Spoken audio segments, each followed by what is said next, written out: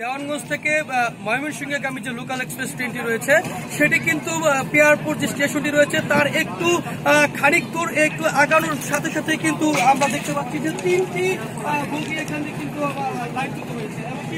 এটি আমাদের স্টেশন কর্তৃপক্ষ জানিয়েছেন যে সকাল 10:15 যে সময় সেই সময়টির মধ্যেই এই ট্রেনটি লাইনচ্যুত হয়েছে।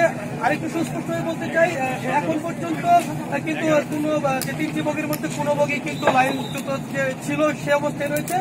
কিছুক্ষণ আগে ময়মনসিংহ থেকে উদ্ধারকারী যে ট্রেনটি রয়েছে আসার পর কিন্তু এটির কার্যক্রম শুরু হয়েছে। আমরা আশা করছি ঘন্টা খানেক অথবা 2 ঘন্টার মধ্যেই এই যে ট্রেনটি যে লাইনচ্যুত হয়েছে তিনটি বগি সেটি স্বাভাবিকভাবে চলাচল করবে।